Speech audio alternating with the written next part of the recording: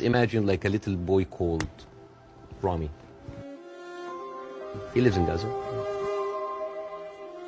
You know, he have a horrible life, but like, you know, it's not that bad. I know he has a cousin in the West Bank. He's living a good life. He wake up in the morning and he found out that he was kidnapped by 3 settlers. He was burned alive by kerosene and he was forced to drink the kerosene. And this guy, this Rami is being approached by like, oh, join Hamas, join us, let's go kill Israel. No, I don't want to kill.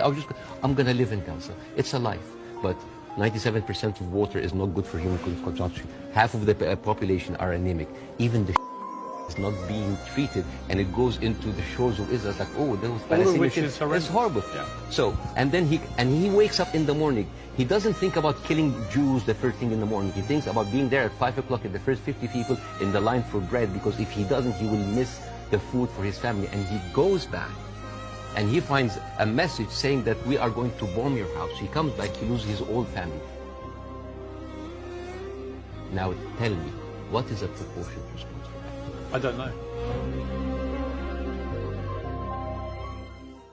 McDonald's are giving free meals to the Israeli because like nothing will make you feel better after killing a bunch of Palestinian kids than a happy meal. Now, terrorism is not like a ghost. We have to cease fire right now because there's no point of like killing civilians every day. Because here's the thing. Let's say, for example, that Israel is right. Oh, we need to eradicate Hamas. You have killed like almost 15,000 civilians today. How many Hamas fighters have you created?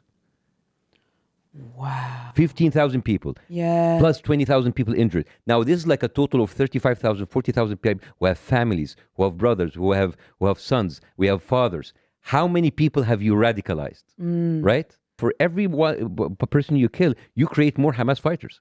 Those Hamas fighters that you claim that you're killing, don't they have family? They want to avenge them? Right? So the whole idea of like, oh, let's eradicate. Terrorism is not like a ghost. It's not like these are people. And before saying that, like calling them terrorists, you look at the daily condition that you've put in. Like this is like the biggest open air, not prison, because you go to prison if you did something wrong. This is the biggest open air concentration camp in the world, and it's like it's not an occupation, yes, because the world have never seen anything like this, and the fact that this have been happening day in day out since 1967, it is an atrocity.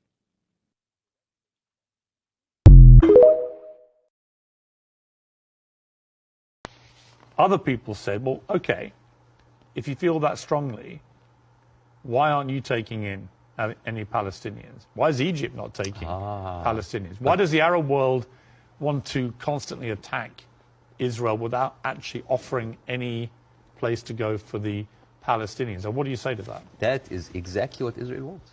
And that is exactly what actually starts Third War III. This is the war solution. These are Palestinians. These are their lands. And then suddenly take them. Why? So they've been basically kicked around from their homes. And now another country should take them? You see what will happen? Imagine this. Now.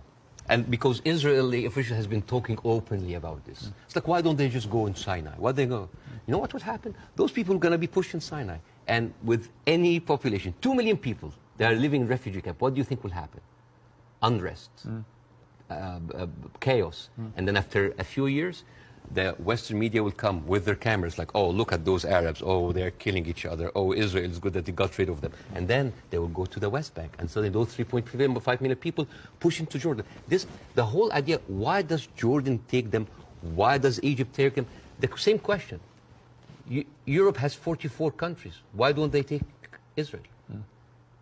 America has 50 states. Why don't they give them Florida? I mean, we seem to complain about Florida the whole time. Why don't they just like give Israel? The whole idea was like, oh, you're Arabs, you're all the same. No, no, no. Because what will happen then? So Israel will move into Jordan? That's like, oh, Saudi, why don't you take the Jordanian?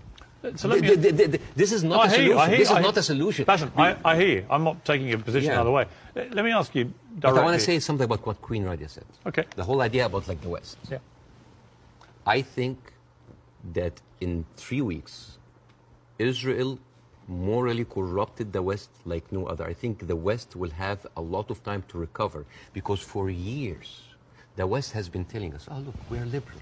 We're all about human rights. All are equal. Adopt our values. And then suddenly, well, you don't want to even to cease. We don't want to even tell Israel to stop. And suddenly we wake up and we found McDonald's are giving free meals to the Israeli because like nothing will make you feel better after killing a bunch of Palestinian kids than a happy meal. Now,